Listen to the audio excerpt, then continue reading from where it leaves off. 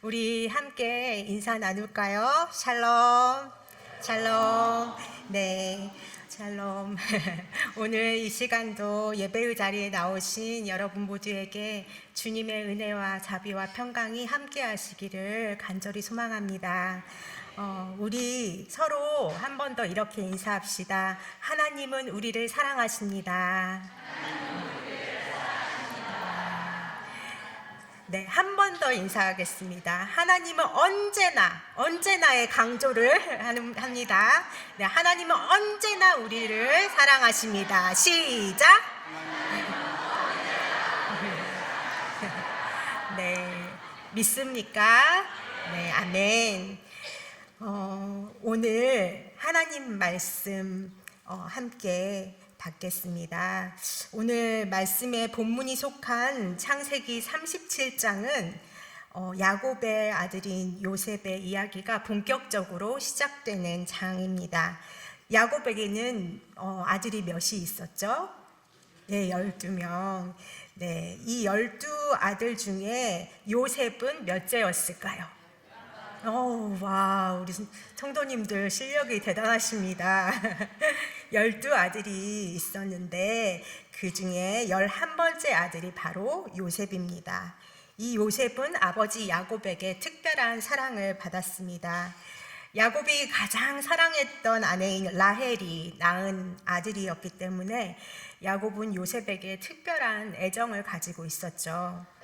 그러나 이것은 형제들 사이에서 갈등을 일으키는 아주 중요한 요인이 됩니다. 거기다가 야곱은 요셉에게만 채색 옷을 입혔습니다. 채색 옷은 당시 사회에서 귀족들이 입는 옷이었기 때문에 이러한 옷을 요셉에게만 입혔다는 것은 다른 아들들에게 요셉이 그들과는 다른 특별한 존재라는 것을 각인시켰던 것입니다. 이러한 야곱의 편애는 다른 아들들의 시기와 분노를 일으켰습니다. 거기다가 요셉이 꾼 2가지 꿈이 있었죠. 그 꿈 이야기는 이러한 형들의 미움을 더욱 증폭시키는 계기가 되었습니다. 이 꿈들은 요셉이 장차 형들과 부모보다 더 높은 위치에 서게 될 것을 암시하는 것이었습니다. 야곱은 이러한 요셉의 꿈을 특별한 하나님의 계시로 여기며 마음에 담아두었습니다. 반면 요셉의 형들은 걷잡을 수 없는 분노와 시기심에 사로잡히게 됩니다. 그리고 오늘 말씀에서는 그동안 응축된 요셉을 향한 미움과 분노가 폭발하여 엄청난 악행을 저지르는 형들의 모습을 볼 수 있습니다. 바로 아버지의 심부름으로 자신들을 찾아온 요셉을 죽이려고 한 것입니다. 요셉이 멀리서 오는 것을 본 그들은 자, 그를 죽여 구덩이에 던지고 악한 짐승이 그를 잡아먹었다고 하자라고 모의합니다. 그러자 이 긴박한 순간에 장자, 큰아들 르우벤은 요셉의 생명은 해치지 말고 그냥 구덩이에 던지자라고 설득합니다. 그는 일단 요셉을 살리고 난 후에 형제들의 손에서 그를 구출해서 아버지에게 돌려보낼 생각이었습니다. 르우벤이 요셉을 구하려 했던 마음은 요셉을 사랑하는 형의 마음이라기보다는 장자로서의 책임감 때문이었던 것 같습니다. 더군다나 그는 아버지의 첩인 비라와 동침한 사건으로 인해서 흔들렸던 자신의 장자로서의 입지를 지켜야 했을 것입니다. 여하튼 형제들은 장자인 르우벤의 말에 동의해서 요셉을 죽이지 않고 대신 눈에 거슬리는 요셉의 채색 옷을 벗기고 산채로 빈 구덩이에 던져 넣었습니다. 그러나 오늘 본문 이후에 보면은 맏형인 르우벤이 잠시 자리를 비운 사이에 다른 형제들이 애굽으로 가던 이스마엘 사람들에게 은 20을 받고 요셉을 팔아버립니다. 그리고는 요셉이 입고 있던 그 채색 옷을 찢고 염소의 피를 묻혀서 아버지에게 요셉이 죽었다고 거짓말을 합니다. 그들은 그토록 눈에 가시 같던 요셉을 애굽의 노예로 팔아버리고 자신들을 편애하던 아버지에게는 그 요셉의 피 묻은 채색 옷을 돌려줌으로써 그야말로 아버지의 심장이 찢겨 나가는 듯한 그러한 아픔을 그렇게 아버지에게 주며 복수를 한 것입니다. 너무나 끔찍하고 안타까운 장면입니다. 해결하지 못하고 쌓아둔 그 미움과 분노가 얼마나 무서운 결과로 그렇게 나타나는지 분명히 보여주고 있습니다. 가슴 아프게도 이러한 일들은 우리 현실 가운데에서도 종종 일어나고 있습니다. 매일 뉴스를 통해 보도되는 끔찍한 사건들은 누군가를 향한 미움과 분노를 참지 못해서 일어난 일들이 대부분입니다. 우리 역시 순간순간 분노를 다스리지 못할 때가 많이 있습니다. 홧김에 내뱉은 말 한마디, 행동 하나로 가족이나 사랑하는 사람들에게 상처를 줄 때가 있습니다. 이러한 것으로 인해서 인간관계가 깨어지고 또 중요한 일을 그르치기도 합니다. 순간의 선택이 평생을 좌우한다라는 말 아시죠? 그 말처럼 분노를 다스리지 못해 내뱉는 그 말 한마디, 행동 하나가 우리뿐 아니라 타인의 인생 전체를 바꾸어 버릴 수 있음을 우리는 기억해야 할 것입니다.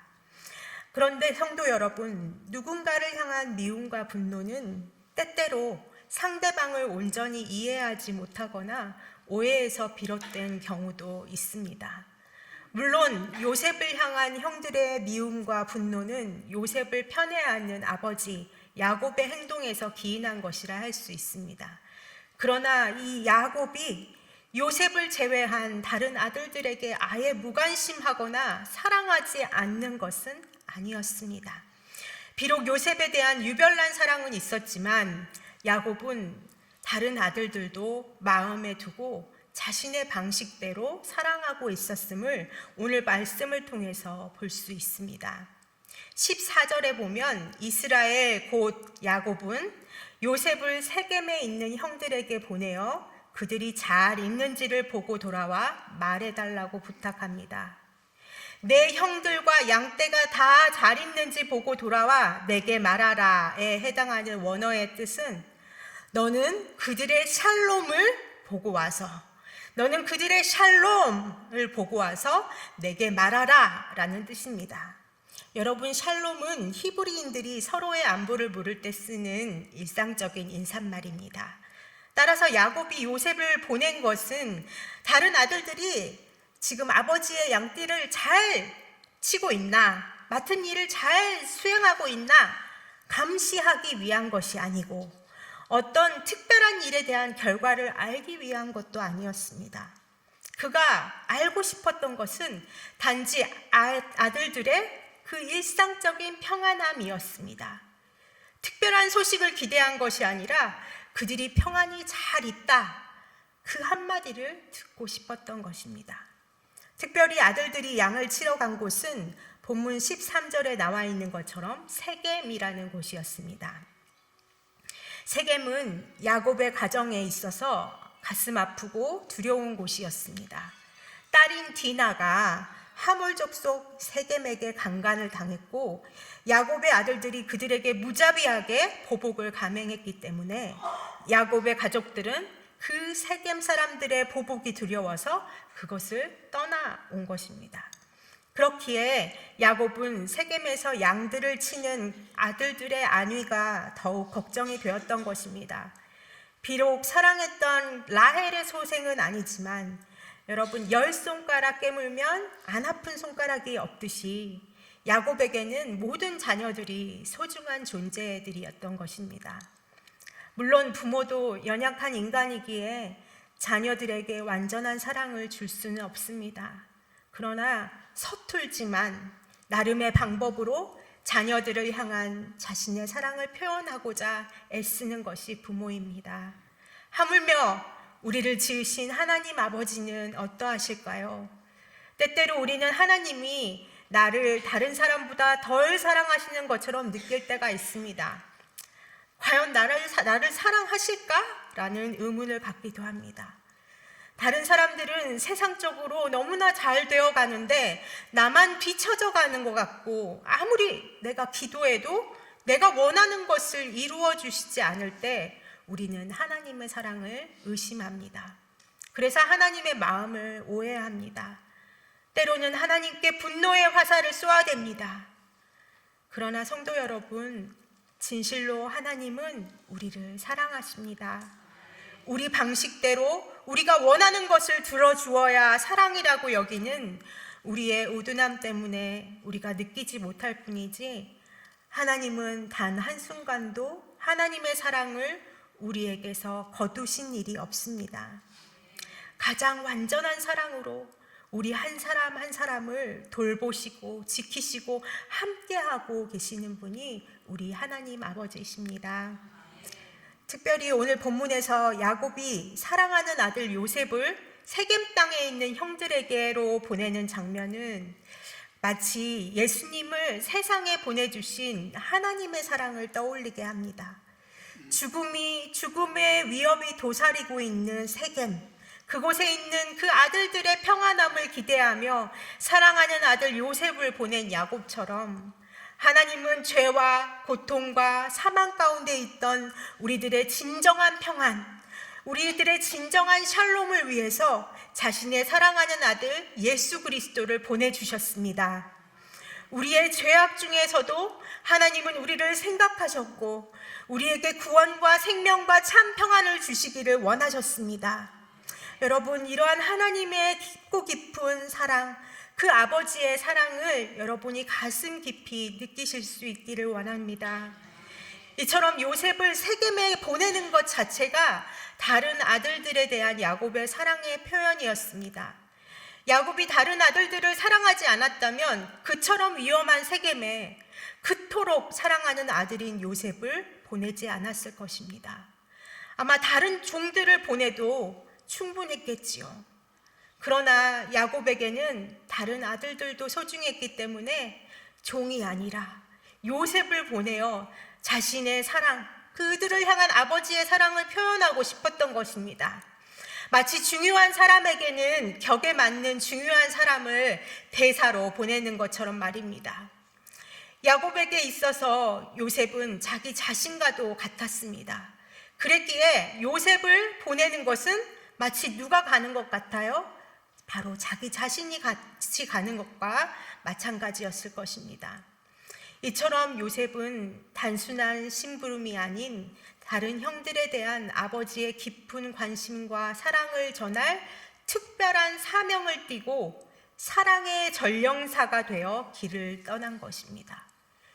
요셉은 헤브론에서 세겜까지 86km를 가고 또 그곳에서 도단으로 장소를 옮긴 형들을 찾기 위해서 또 약 40km의 고된 여정 끝에 형들이 있는 곳에 도달했습니다. 그러나 형들은 저 멀리 요셉이 오는 것을 보자 그를 죽이기로 모의하죠. 요셉의 꿈 이야기가 무척 거슬렸던 그들은 요셉이 죽은 후에도 과연 그 꿈이 이루어지는지를 보고자 합니다. 그들은 이 꿈이 그들 자신을 포함하여 가정과 온 이스라엘 백성을 구원하시려는 하나님의 놀라운 계획임을 깨닫지 못합니다. 또 그들을 향한 아버지 야곱의 마음을 알아채지도 못한 채 그저 요셉을 향한 분노에 휩싸여서 엄청난 짓을 저지르고 맙니다. 비록 요셉을 죽이지는 않았지만 동생을 노예로 팔아버리는 패륜적인 악행을 저지르고 만 것입니다. 하나님의 사랑에 대한 세상의 반응도 이와 같았습니다. 유대 지도자들은 사람들이 예수님을 하나님의 아들이다, 유대인의 왕이다 라고 부르며 따르는 것에 큰 분노를 품었고 결국 예수님을 십자가에 못 박고 말았습니다. 자신들이 가진 기득권을 잃어버리게 될까 하는 불안감과 예수님에 대한 시기와 질투심에 빠져서 그분이 메시아이심을 알아보지도 못하고 온 인류를 위한 하나님의 사랑을 깨닫지 못한 채 그렇게 엄청난 잘못을 저지르고 맙니다. 사랑하는 성도 여러분, 우리 마음속에 일어나는 이러한 미움과 시기와 분노 감정은 이처럼 나에게 진심으로 다가오는 사람들의 마음을 오해하게 하고 나를 향한 하나님의 사랑의 선물을 가치 없는 것으로 여기게 합니다. 이것은 우리의 마음을 가시덤불로 만들어서 아무리 좋은 씨앗을 심어도 가시에 찔려 싹 틔우지 못한 채 죽게 만듭니다. 그렇게 우리의 마음과 영혼은 열매 맺지 못한 채 황폐화되고 마는 것입니다. 그러므로 잠언 4장 23절에서 하나님은 모든 지킬 만한 것 중에 더욱 내 마음을 지키라. 생명의 근원이 이에서 남이니라 라고 말씀하고 계십니다. 생명의 근원이 우리 마음에 있다고 하십니다. 그 생명의 근원이 마르지 않도록 마음을 힘써 지켜내는 저와 여러분이 되기를 원합니다. 사랑하는 성도 여러분, 혹시 하나님께 서운한 마음을 가지고 계시는지요? 하나님의 사랑이 의심스러우신지요? 여러분, 하나님의 사랑은 우리 인간의 이해를 초월하는 사랑입니다. 우리는 때로 우리의 상황과 감정에 따라 하나님의 사랑을 제한적으로 이해하려고 하지요. 그러나 하나님의 사랑은 변함이 없습니다. 하나님의 사랑은 언제나 우리를 향하고 계십니다. 우리를 향한 그분의 계획은 언제나 선하고 신실하게 지금도 이 순간에도 이루어지고 있음을 믿습니다. 요셉의 삶을 돌아볼 때 그는 형들에게 배신을 당하고 억울하게 팔려가는 고통을 겪었습니다. 그러나 하나님의 섭리는 그 모든 과정을 통해 요셉을 연단하시고 마침내 애굽의 총리로 세우셔서 형들과 온 가족을 기근에서 구원하시려는 그 놀라운 계획을 이루어 주시고야 말았습니다. 처음에는 이해할 수 없는 아픔과 고난이었지만 시간이 지나고 나서야 요셉은 하나님께서 자신을 통해 이루고자 하셨던 일이 무엇인지 깨닫게 됩니다. 그래서 그는 후에 형들을 만나서 형들을 원망하거나 그들에게 복수하지도 않고 오히려 이렇게 고백합니다. 창세기 45장 5절의 말씀입니다. 형님들이 나를 이곳에 팔았다고 해서 근심하지 마소서. 하나님이 생명을 구원하시려고 나를 형님들보다 먼저 보내셨나이다. 아멘. 또 창세기 50장 20절은 이렇게 말합니다. 당신들은 나를 해하려 하였으나 하나님은 그것을 선으로 바꾸사 오늘과 같이 많은 백성의 생명을 구원하게 하시려 하셨나니. 아멘. 요셉이 끝까지 믿고 의지한 것은 바로 하나님 아버지의 선하심, 그리고 그분의 영원한 사랑, 끝없는 사랑, 언제나 함께 하시는 그러한 사랑이었습니다. 자신의 삶에 일어난 모든 일들이 결국 하나님의 사랑과 선하신 계획 안에 있었음을 믿었기에 요셉은 형들과는 다르게 미움과 분노를 표출하지 않고 그것을 하나님 앞에 내려놓고 형들을 용서할 수가 있었습니다. 우리도 삶 속에서 이해할 수 없는 일들을 만날 때가 많습니다. 억울함과 분노로 인해 마음이 가시덤불처럼 엉켜버릴 때도 있습니다. 그러나 우리가 기억해야 할 것은 하나님께서 우리를 향한 사랑을 한순간도 거두지 않으셨으며 우리의 모든 상황 속에서 하나님은 그 선한 계획을 이루고 계신다는 사실입니다. 그러므로 내 안에 있는 미움과 시기와 분노를 주님 앞에 내려놓고 그 마음을 주님의 사랑으로 가득 채워주시기를 우리는 간절히 기도해야 할 것입니다. 여러분, 그 사랑은 죄인인 우리를 위해 하나밖에 없는 귀한 아들을 우리에게 보내주신 아버지의 그 크신 사랑입니다. 그 사랑은 아버지 하나님께 순종하여 자신을 낮추시고 이 땅에 오사 우리를 위해 자신의 생명을 아낌없이 버리신 우리 주님의 그 지극한 사랑입니다. 그 사랑이 우리 마음 가운데 차오를 때 우리 속에 있던 미움도 사라지고 시기와 질투와 분노도 눈 녹듯이 녹아지는 것입니다. 성도 여러분, 사랑은 감정이 아니라 선택이며 결단이라고 이런 말 들어보셨을까요? 사랑은 감정이 아니라 선택이다, 결단이다. 여러분, 사랑하기로 결단하십시오. 우리가 미움을 버리고 사랑하기로 선택할 때 하나님께서 도우실 것입니다. 하나님께서는 어그러진 모든 관계를 회복시켜 주시고 진정한 샬롬을 이루어 주실 것입니다. 사랑하는 성도 여러분, 사순절 기간입니다. 여러분 어떻게 보내고 계시나요? 우리 유치부 아이들에게 사순절이 어떤 시간이야? 라고 물어보면 예수님을 생각하는 시간, 이렇게 대답한답니다. 기특하죠? 네, 제가 가르쳤습니다. 여러분, 사순절은 누구를 생각하는 시간입니까? 네, 예수님을 생각하는 시간입니다. 많이 생각하고 계시나요? 정말이요? 네, 평소에는 생각 안 하다가 이때만 생각하는 거 아니죠? 네. 계속 우리는 생각해야 되지만 특별히 우리를 위해서 죽으시고 고난당하신 그 예수님, 그분의 사랑을, 그분의 십자가를 묵상하는 시간입니다. 그리고 그분을 우리에게 보내주신 아버지 하나님의 사랑을 생각하는 시간입니다. 아들을 보내신 하나님 아버지, 그리고 사랑의 전령사로 우리에게 오셔서 십자가에서 죽으심으로 하나님의 사랑을 확증하신 아들 예수님, 그 주님의 사랑을 깊이 묵상하고 마음에 새기면서 그 사랑을 또한 내게 허락하신 모든 이들과 함께 나누며 이 사순절 기간을 의미 있게 보낼 수 있기를 바랍니다. 주님이 함께 하시며 도우실 것입니다. 기도하겠습니다. 우리를 사랑하시는 하나님, 이 시간 주님을 예배하며 주님의 말씀 듣게 하심을 감사드립니다. 이 시간 주신 말씀처럼 우리가 깨닫지 못하는 순간에도 하나님은 언제나 우리에게 가장 크고 완전한 사랑을 아낌없이 부어주고 계심을 믿습니다.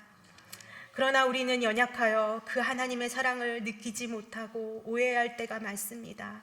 우리 안에 있는 미움과 분노의 감정이 가득하여 생명의 근원을 막아버릴 때가 있습니다. 주님, 우리의 연약함을 긍휼히 여겨주시고 우리 주님의 능력을 의지함으로 미움과 분노와 그 악한 감정과 생각으로부터 우리 마음을 지켜낼 수 있도록 주님 도와주시옵소서. 우리의 굳어진 마음을 부드럽게 하여 주시고 온유하신 주님의 마음을 소유하게 하여 주옵소서. 그리하여 우리를 향한 하나님의 사랑에 응답하며 살게 하시고 주님께서 나에게 보내주신 소중한 사람들을 진심으로 더 많이 뜨겁게 사랑하며 함께 진정한 샬롬을 이루며 살아가게 하옵소서. 이 모든 말씀 우리 주 예수 그리스도 이름으로 기도합니다. 아멘.